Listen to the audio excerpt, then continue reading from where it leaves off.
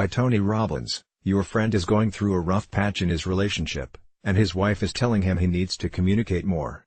He tries to talk with her more, perhaps asking about her day or talking about how work went. She responds, but almost as if it were in passing. Maybe he experiments and changes the conversation to what he's thinking about doing over the weekend or about her own plans, but she's still not responsive and he can't figure out why. How many of us have experienced this? Raise your hand. People often confuse communication for talking, and this is the root cause of why many of these same people are so unsuccessful in communicating with their partners. Communication, at its core, is about connecting and using communication to fulfill your partner's needs. What does your partner need? There are 6 fundamental needs that all humans share, and each of us puts these needs in a different order in accordance with our core values. Once you discover which needs matter the most to your partner, you'll know how to communicate in a way that satisfies and fulfills them. The first human need is the need for certainty. It's this need that drives us to seek out pleasure and avoid pain, stress, and emotional risks. Ask yourself these questions. How secure is my partner feeling in our relationship? Does it feel more like a gamble, or is there certainty in the commitment we've made to each other? Is there certainty in our standard of living? We all find safety and comfort in different things. Have you tried being open with your partner about what gives them certainty? The second human need is the need for uncertainty and variety. Surprising events can be scary, but they can also be exciting and fun. How we face the unexpected dictates the way we build character and our ability to do more in life. Are there enough healthy challenges in your relationship that you and your partner can tackle together to ensure that you grow together? 2. Significance is the third human need. We all need to feel unique and important. You can already feel how important this is in your relationship, right? Because your partner needs to know that they are important, that you need them, in a singular way, that they fulfill your needs in ways that only they can. How do you demonstrate to your partner, not just tell them, that they are significant to you? The fourth basic human need is for connection and love. Every human needs to feel connected with others. After all, we are social animals. Knowing that we're loved can make us feel at our most alive, but absence of love can cause pain like nothing else can.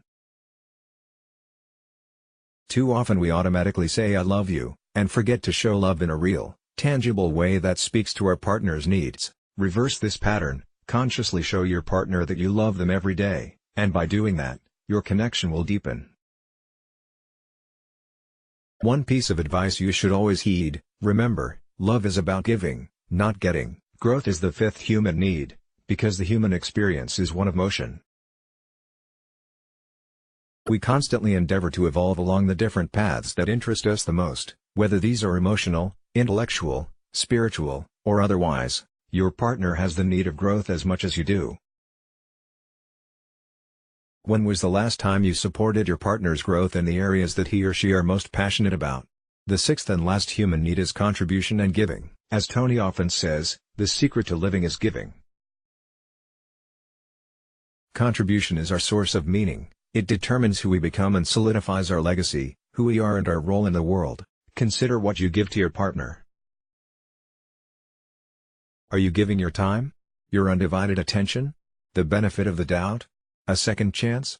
There is one surefire way to know if your partner is getting these 6 human needs met in your relationship. Listen, truly listen, reflect on what your partner says, and if you're not sure what he or she means, then ask by restating their point and asking if you understand correctly.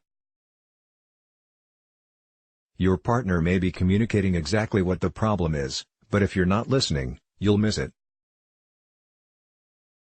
Resist the pull of just waiting for your partner to finish what they're saying so you can launch into your turn. That isn't listening. Instead, listen with a calm, open mind, and really hear what they are saying to you. Build intimacy by practicing effective communication in relationships. Not everyone has the same communication preferences. Some like to talk, some prefer touch, and others are more visual. You probably know which communication style you prefer. But what about your partners? We are all unique, and we all respond to different stimuli in distinct ways, and effective communication with your partner will come from acknowledging this. Your partner may be telling you exactly what they need, but you have to be cognizant of how they convey this information to you. If there's miscommunication, you'll miss the opportunity to build trust and intimacy. Watch your partner respond to different perceptive cues over a day or two. Does he or she seem to respond most to seeing and watching, hearing and talking, or touching and doing? For example, if your partner is more responsive to language, tone and other auditory cues, making lots of eye contact and gentle facial expressions may not be communicating as much to them as you think. On the other hand, if you find that you are an auditory person and your partner is a kinesthetic person, remember that saying "I love you" may not be enough. Reinforce your love with touch.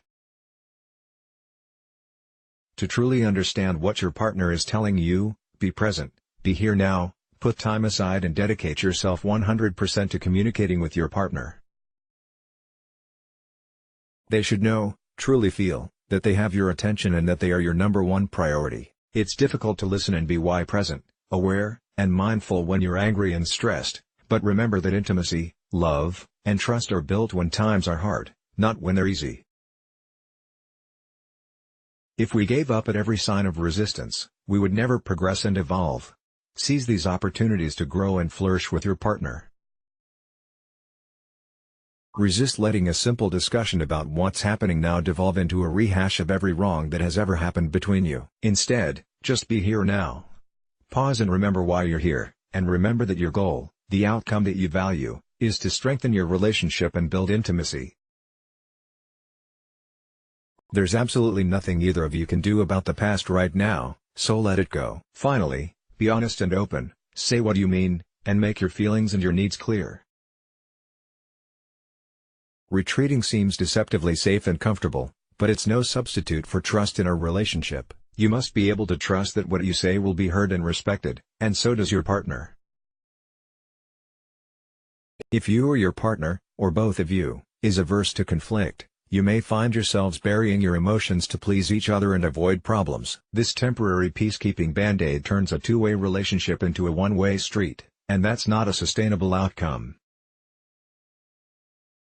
The happiness and intimacy you used to share will gradually erode, and it will take the relationship with it. When communication goes awry, how to break the pattern. Experts on communication and voices break down the way we talk into pitch, pace, volume and timbre.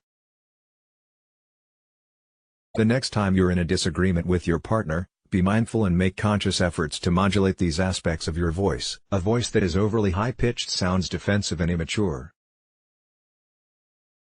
Also, if you end a sentence with a higher pitch, it sounds like a question. Don't do this unless you're actually asking a question, or you may instill doubt in your partner. Pace just means how fast you're talking. Take a deep breath and slow down, especially when you're disagreeing. Speak calmly and clearly to get your message across. Pay attention to volume, especially volume creep, and avoid competing to be heard. Competition only leads to shouting and miscommunication. Being louder won't help you communicate with your partner. In fact, if your partner is speaking, you should listen. Timbre refers to your voice's emotional quality, attitude and tone. Pay careful attention to this, and watch for red flag timbres like sarcasm that can lead to a lack of communication in relationships. When things do get out of hand, break the pattern, be playful and use humor in a way that keeps the conversation flowing in the right direction. Injecting humor into the situation can make it feel less dire and can yield amazing results. That's because humor helps you regain perspective and balance. It is an essential component of healthy communication in relationships. It also relieves stress and improves your physical happiness. The biggest benefit to laughing in this context is that it reminds you that you love just being together with your partner. It's important to break the pattern of hostility, hurt and retreat.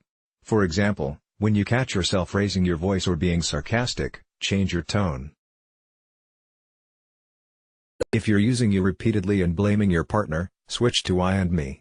Tony often shares an incredible story about Mikhail Gorbachev and Ronald Reagan that speaks to the power of patterns and the awareness needed to break them when they're destructive. If you were born before the mid-80s, you remember the Cold War.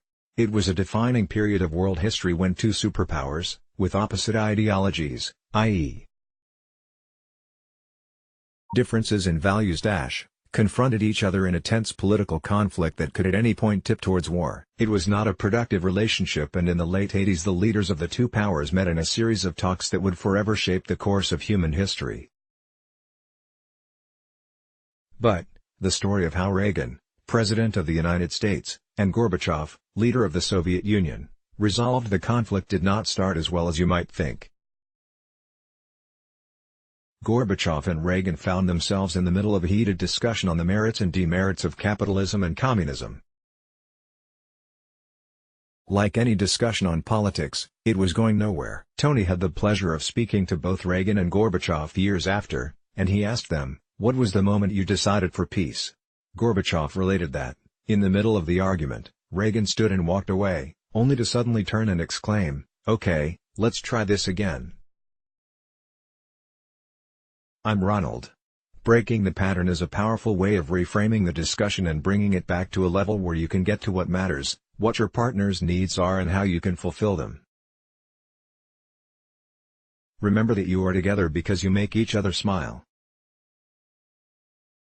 Problems are obstacles that need surmounting, and it's easy to give up, but the truth is that these are the moments, the opportunities, to seize and move forward. Listen to your partner, discover the needs they value the most, and fulfill them. Giving is the secret to fulfillment. Let's block ads. Why?